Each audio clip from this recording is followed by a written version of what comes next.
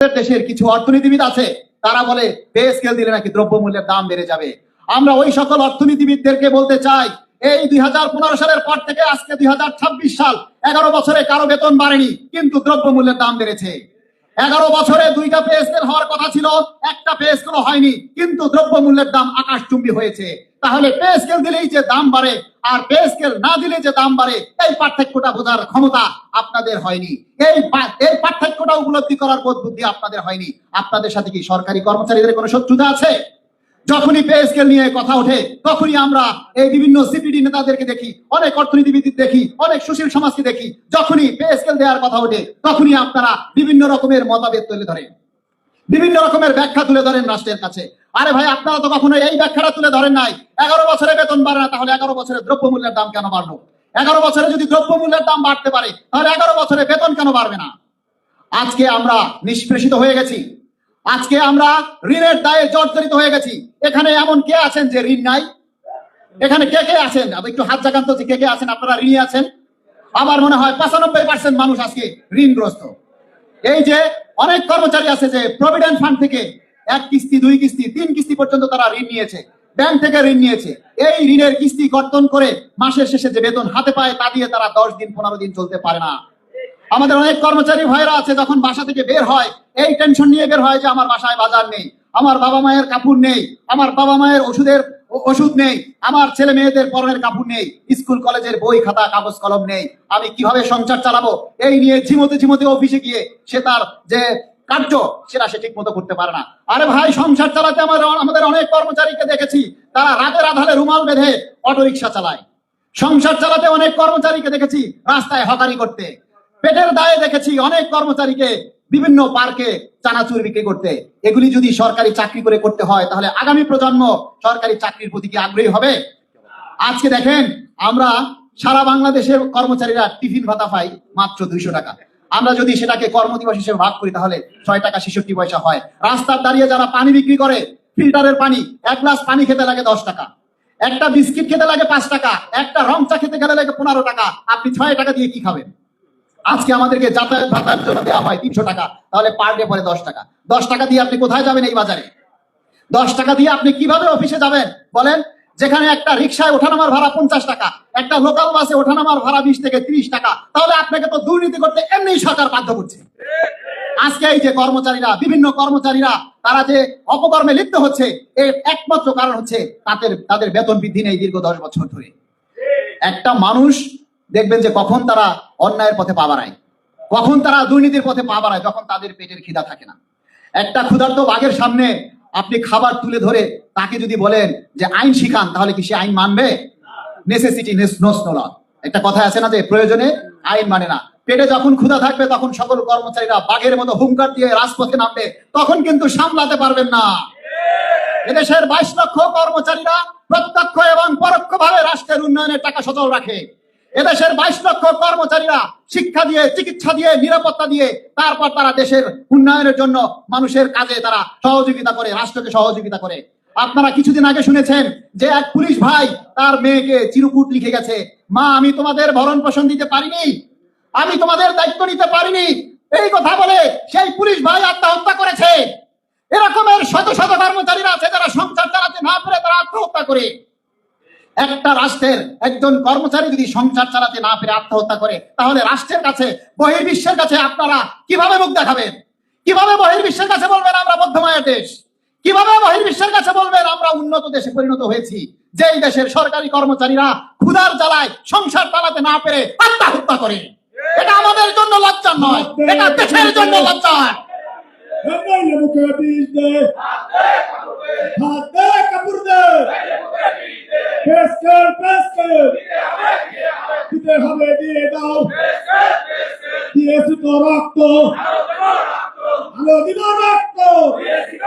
প্রিয় ভাইরা আমার,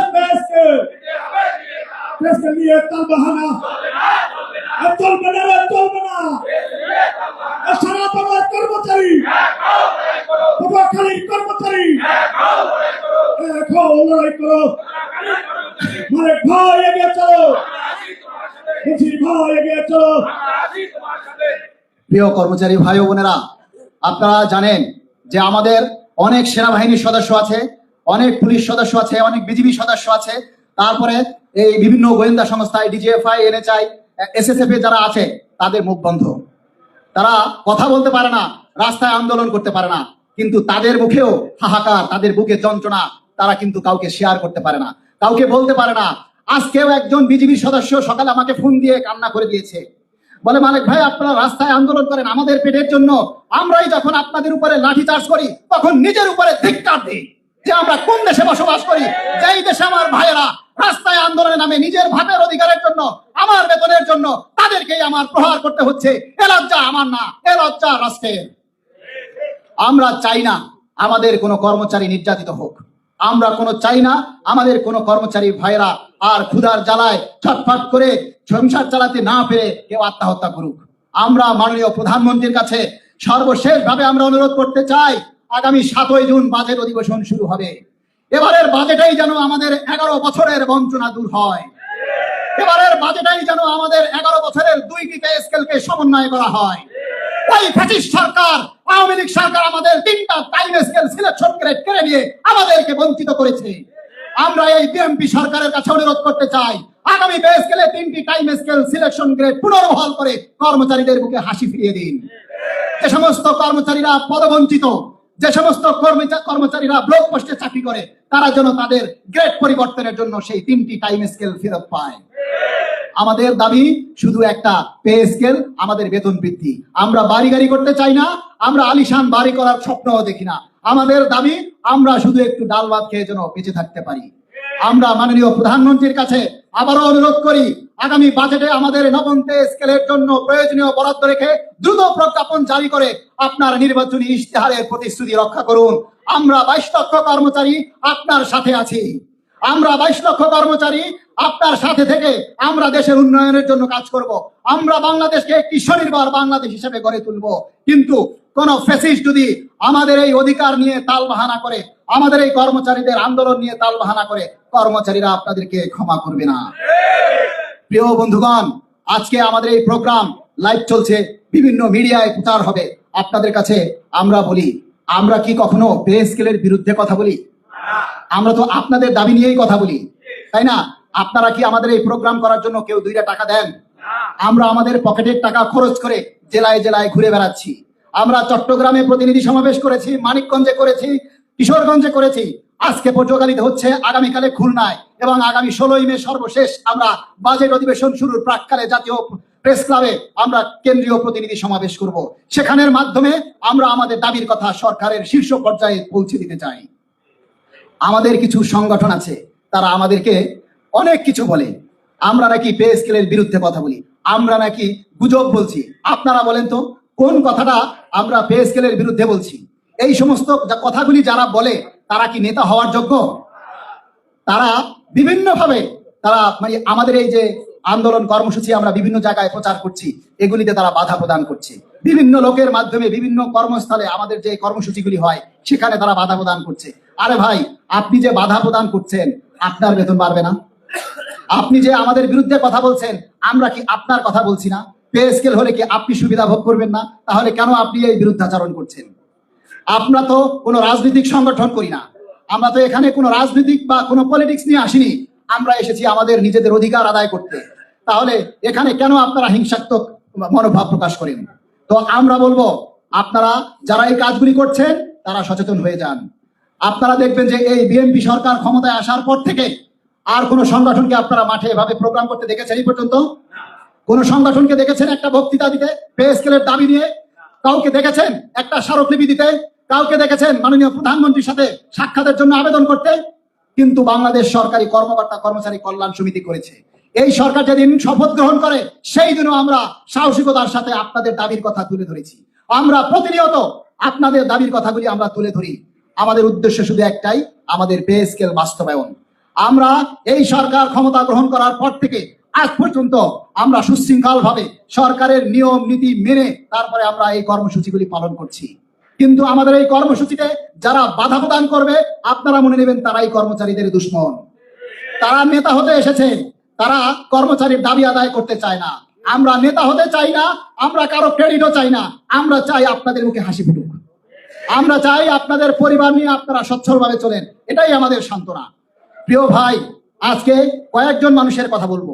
আমাদের গত 6 তারিখে 6 ফেব্রুয়ারি প্রায় 3 লক্ষাধিক মানুষ আমাদের কেন্দ্রীয় শহীদ মিনারে উপস্থিত হয়েছিল আমাদের ডাকে। সেই দিন কিন্তু আমাদের যে তাদের যে তখনকার যে নেতারা ছিল তারা কিন্তু সিদ্ধান্তে ভুল করেছে। আমাদের 12 তারিখে ছিল নির্বাচন, 6 তারিখে যে প্রোগ্রামটা দিয়েছে সেটা ছিল ভুল। কারণ 6 দিন আগে একটা প্রোগ্রাম দিয়ে সেই প্রোগ্রামটা সফল না করে তারা হঠাৎ করে কর্মসূচি বন্ধ করে দিয়েছিল। সেই দিন সেকান্দা নামের একটা লোক অসুস্থ হয়ে পা ভেঙে গেছে, তার চিকিৎসার জন্য কেন্দ্রীয় শহীদ মিনারে 50,000 টাকা তোলা হয়েছিল, কিন্তু সেই সেকান্দার মাত্র 13,000 টাকা হাতে পেয়েছে। তার মৌখিক জবান, এটা আমাদের কথা না, সেকান্দারের মৌখিক কথা। তার চিকিৎসা নেই। একজন কর্মচারী যদি অসুস্থ হয়ে পড়ে থাকে আর তার পাশে যদি কেউ না দাঁড়ায়, তাহলে আগামী কর্মসূচিতে কেউ আর আসবে না। আমরা সরকারি কর্মচারী কল্যাণ সমিতি সেই সিকান্দারের পাশে দাঁড়িয়েছি। গত কয়েকদিন আগে তার অপারেশন হয়েছে পায়ের, তাকে আমরা 40,000 টাকা কালেকশন করে দিয়েছি এবং তার সুচিকিৎসার জন্য আমরা তার পাশে দাঁড়িয়েছি। আমাদের সার্থকতা, আমাদের ওয়াদা হচ্ছে আমাদের এই কর্মসূচি, আমাদের এই কল্যাণ সমিতির সাথে যারা জড়িত থাকবে, আমরা তাদের বিপদে আপদে কল্যাণ সমিতি সবসময় পাশে থাকবে। শুধু পে স্কেল আদায় করাটাই আমাদের একমাত্র উদ্দেশ্য নয়। আমাদের উদ্দেশ্য হচ্ছে সরকারি কর্মচারী কর্মকর্তা যারাই থাকবেন তাদের ন্যায্য অধিকার আদায়ের জন্য সংগ্রাম করা এবং আমাদের প্রত্যেকটা কর্মচারীর বিপদে আপদে পাশে থাকা। আমাদের এখানে এই যে আলামিন বিজ্ঞান ও প্রযুক্তি বিশ্ববিদ্যালয় আছেন, হারুনুর রশিদ আছেন সভাপতি সমন্বয় পরিষদের, তারপরে মোহাম্মদ কবির হাওলাদার আছেন, উনি ওই 6 দিনে যমুনা অভিমুখে যে পদযাত্রা ছিল সেখানে তিনি গ্রেপ্তার হয়েছিলেন। আমাদের নেতৃবৃন্দর সহযোগিতায় সেখান থেকে তাদেরকে ছাড়িয়ে আনা হয়েছে। আমার প্রশ্ন হচ্ছে যে এই যে আমরা আন্দোলন সংগ্রাম করি আপনাদের জন্যই, আপনারা যদি আমাদের পাশে না থাকেন তাহলে তো আমাদের শক্তি নেই, আপনারাই হচ্ছেন আমাদের শক্তি।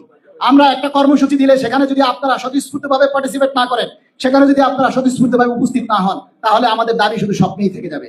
আরে ভাই, এই যে বিভিন্ন নিউজে, বিভিন্ন পেপার পত্রিকায় আজকে যে নিউজগুলি প্রচারিত হচ্ছে, আপনারা শুনেছেন যে কখনো কোথাও বলতেছে যে 60 থেকে 70% বৃদ্ধি পাবে, আবার কোথাও বলতেছে যে বেসিকের 50% দেওয়া হবে এবছর, পরবর্তী বছরে 50% দেওয়া হবে। যারা পুরানো আছেন তারা বলেন তো, বেসিক কি কখনো ভাঙা যায়? বেসিকের কখনো 50% দেওয়া যায়? ওদিকে যতগুলি পে স্কেল হয়েছে হয়তো 2 ধাপে হয়েছে। প্রথম ধাপে মূল বেতন দিয়েছেন এবং দ্বিতীয় ধাপে অন্যান্য ভাতাগুলি আনুষঙ্গিক যেটা দিয়েছেন। আজকে যারা অবসরে গেছেন 2025 সালে, অনেকেই হয়তো এলপিআর আগামী 1 জুলাইতে শেষ হয়ে যাবে।